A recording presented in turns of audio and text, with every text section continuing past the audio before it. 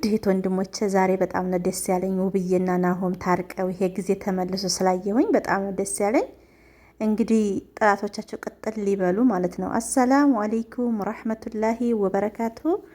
ውድና የተከበራችሁ የሙ አቡበከር ቻናል ተከታታዮች ውድ እህት ወንድሞቼ እንዴት ናችሁ? ሰላም ናችሁ? ሁላችሁም በያላችሁበት ሰላማችሁ ይብዛ። ሀገራችንን ፈጣሪ ሰላም ያርግልን፣ ከመጥፎ ነገር ሁላችንም አላህ ይጠብቀን እላችኋለሁ። ውድ የሀገሬ ልጆች ዛሬ እንግዲህ ስለ ናሆምና ስለ ውብዬ ያው መነጋገሪያ ሆነው ነበረ። ነገሩ በዛና የናሆም ነገር ማለት ነው።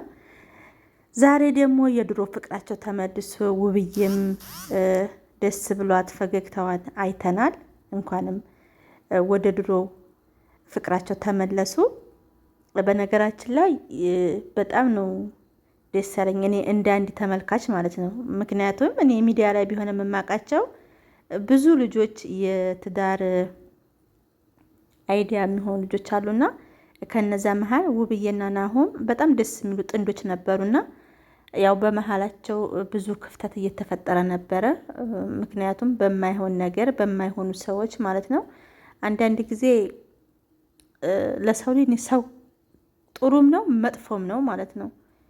ሀቂቃ ጥሩ ሰው እንዳደርግጥ አምናለሁ። መጥፎም ሰው ደግሞ በዛው ልክ አለና አንዳንድ ሰዎች የሰውን ትዳር፣ የሰውን ፍቅር፣ የሰውን ቤት ለመበጥበጥ ብለን ሆን ብለው የሚነሱ ሰዎች አሉና ከእንደነዚህ አይነቶች ሰዎች አላህ ይጠብቀን። እኛም ደግሞ ለሰው ምቀኝነትን የማናስብ ሰዎች አላህ ያርገን። የሰው ልጅ ለሰው ሰው ጥሩ ነው፣ ግን ደግሞ በዛው ልክ እንደዚህ አንዳንድ መርዝ የሆኑ ሰዎች አሉ። አላህ ይጠብቀን ሁላችንንም ማለት ነው። ምክንያቱም እንደዚህ አይነት ነገር ለሚያረገውም ሰው ለሚደረግበትም ሰው በጣም ነው የሚያስጠላው። ምክንያቱም ናሆም ላይ ያየነው ነገር፣ እሙቤ ላይ ያየነው ነገር፣ ከዛም አልፎ ደግሞ ዳጊ ለራሱ እንዴት ትሆን እንደነበረ አይተናል። ቪዲዮውንም ሁላችንም አይተናል። እና እንደዚህ ሰውን ለማጣላት፣ ሰውን ለማበጣበጥ፣ የሰውን ትዳር ለመበጥበጥ እንደዚህ ሆን ብለው የሚነሱ ሰዎች ፈጣሪ ይቅር ይበላቸው፣ ወደ ልቦናቸው ይመለሱ ነው እኔ እንደራሴ እምለው ማለት ነው። ሲጀመር ሲቀጥል ከፈጣሪ ውጭ ባለ ነገር የሚያምኑ ሰዎች የሸይጣን ተገዥ ናቸው በነገራችን ላይ ማለት ነው።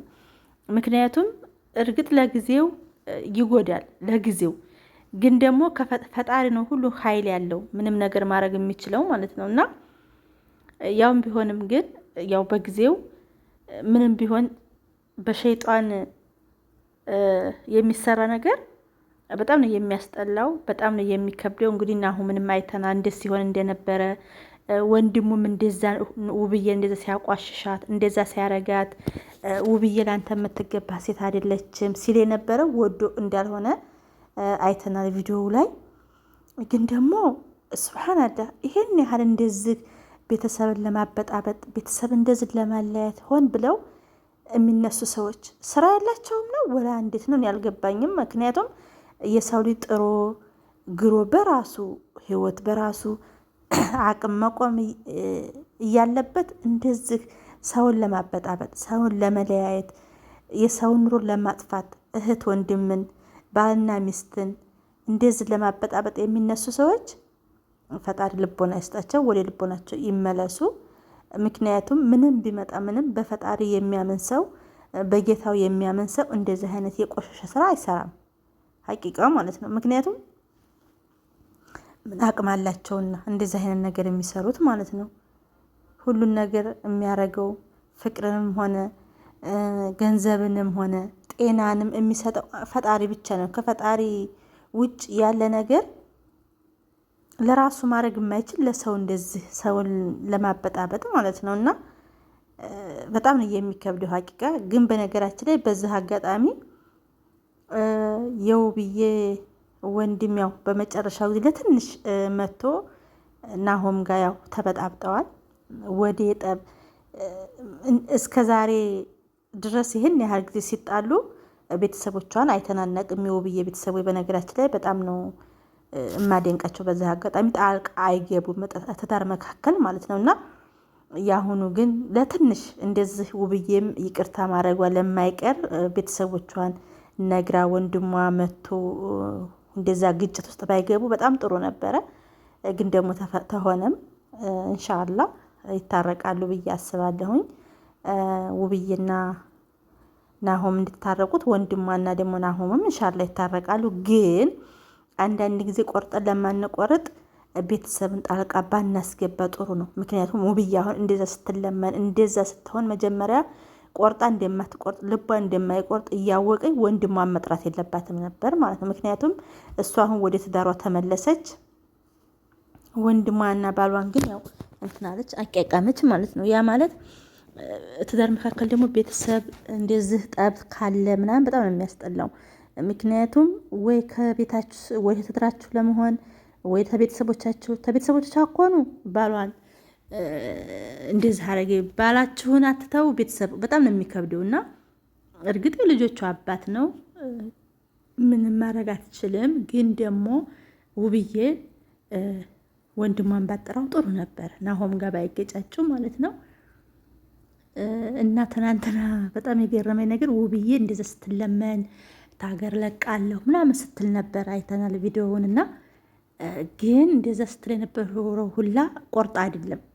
ምክንያቱም ትናንትና ወንድሟ መጥቶ ለእሷ ብሎ ናሆም ጋር ተጣልቶ ምናምን ሻንጣዋን ረታትቦ ይዟል ሊሄድ ሲል ምን አለች ሰምታችሁ ከሆነ ቪዲዮውን በደንብ እንዴት የምትከታተሏት ከሆነ እኔ የጠራሁህ ሻንጣ ቆጥረህ ይዘህ ልትሄድ ሳይሆን ከኔ ጎን ሆነህ ትዳሬን እንድትመልስልኝ ነው እንጂ ሻንጣ ቆጥረህ ወደ ቤተሰብ ቤት እንድትመልሰኝ አይደለም ብላለች ውብዬ ማለት ነው። ያ ማለት ያው እንትን ይቀጣ ብላ ነው እንጂ ተስፋ ቆርጣ አይደለም። እኔ እንደተረዳሁት ውብዬ ተናሆም ቆርጣ ወይንም ደግሞ ከሀገር እለቃለሁም ያለችው እንደዛ ስትለመን አልታረቅም ስትል የነበረው ምናምን ያው ሴት ስለሆነ የሴትነት እንትን ይዟት ነው እንጂ ቆርጣ አይደለም። ምክንያቱም ቆርጣ ቢሆን ኑሮ ውብዬ ወንድሟን እንደዛ አትልም ነበር ማለት ነው ብላ ከወንድሟም ላለመሆን ከባሏም ላለመሆን ጥላ ነው ክላሷን ገብታ የዘጋችው ማለት ነው። አይታችሁ ከሆነ ቪዲዮ እንደውም መጨረሻ ላይ ነውና ተቋርጧል እንጂ ማለት ነው። ምክንያቱም ያ ማለት ወንድሟ ጋር እሺ ብላ ወንድሟን ተከትላ መሄድ አልፈለገችም። እንደዛ ደግሞ አለመቁረጧን ስታቅ ውብዬ ወንድሟን መጥራት የለባትም ነበር ለትንሽ ማለት ነው። ምክንያቱም ከዛ በኋላ አንድ ቪዲዮ ነው የተለቀቀው፣ ይሄ ሁለተኛ ቪዲዮ ነው። ታረቆ ማለት ነው።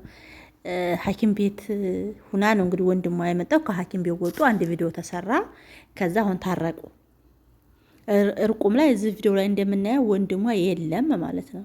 አያቸው። እዚህ መካከል ግን አሁን ቤተሰብ ጋር ክፍተት ተፈጠረ ማለት ነው። ስለዚህ ውብዬ እዚህ ጋር ተሳስታለች። ወንድሟን መጥራት የለባትም ነበረ። ወንድሟን ግጭት ውስጥ ማስገባት የለባትም ነበረ። ያው ነበር ነው ባይሆን ደስ ይል ነበር። ሆኗል አንድ ጊዜ ኢንሻአላ እነሱም ይታረቃሉ። ግን እኔ በጣም ነው ደስ ያለኝ ወደ ትዳራቸው ወደ ቤታቸው እሱም ቀልቡ ተመልሶ ውብዬም ደግሞ ይቅርታ አድርጋለት ስለታረቁ በጣም ነው ደስ ያለኝ። ምክንያቱም የሰው ልጅ ሰው ለሰው ጥሩ ነገር ነው እንጂ መጥፎ አያስብም። እንደ አንድ ተመልካች ደስ ይሉኛል፣ እወዳቸዋለሁ። ሚዲያ ላይ ቢሆንም እማቃቸው እና ውብዬም ስታለቅ ስንት ነገር ስትሆን ታሳዝነኝ ነበር በጣምና በጣም ነው ደስ ያለኝ። እኔ እንኳን ይሄን ጊዜ ፈጣሪ ቅርብ አረገላችሁ፣ እንኳንም ታረቃችሁ፣ እንኳንም ወደ ልቦናችሁ ተመለሳችሁ።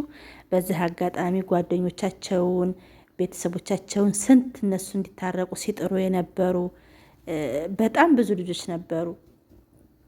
በጣም ማለት ነው ያው ስማቸውን ባላቀውም እነሱ እዚች ደረጃ እንዲደርሱ በጣም ብዙ ልጆች ሲታገሉ ነበር እነሱን ለማስታረቅ በጣም ማለት ነው። እና ውብዬ ሁላ እንደዛ ስትናደድ እሱ እንደዛ ሲያረጋቸው ተስፋ እንኳን አልቆረጡም ነበር። ጓደኛ እኮ በነገራችን ላይ መጥፎ ጓደኛም እንዳለ ጥሩ ጓደኛም አለ አይደለም። እና በጣም ከጎናቸው ነበሩ። በዛ አጋጣሚ እነሱንም እጅዛቸውን ፈጣሪ ክፈላቸው። ለሰው ልጅ እንደዚህ ታግለው ደግሞ ልፋታቸውም ከንቱ አልቀረም፣ ታርቀውላቸዋል። በጣም ደስ ይላል። ለወደፊቱ እንግዲህ ናሆም ልብ ግዛ፣ ሁልጊዜ የሰውን ልብ አትስበር። በነገራችን ላይ በጣም ችግር አለበት። ሁለተኛ ጊዜው ነው። ውብዬ እንደውም በጣም ጎበዝ አድናቂዋ ነኝ እና ስንት ጊዜ ነው ይቅርታ የምታረግለት ማለት ነው። እና ናሆምም ወደ ልብህ ግዛ፣ ትዳርህን ቤትህን አክብረህ የምትኖር ባል ሁን። እንግዲህ ነው የምለው። በላ ቪዲዮ እስከምንገናኝ ወሰላሙ አለይኩም ወራህመቱላሂ ወበረካቱ። ሁላችሁም እየገባችሁ ላይክ፣ ሼር፣ ኮሜንት ማድረግ አትርሱ። አይከፈልበትም። ለእናንተ አይጎዳችሁም፣ ለእኔ ደግሞ ይጠቅመኛል። ቪዲዮውን ላይክ አድርጉ፣ ሸር አድርጉላችኋል። ውድ ሀገሬ ልጆች ባይ ባይ።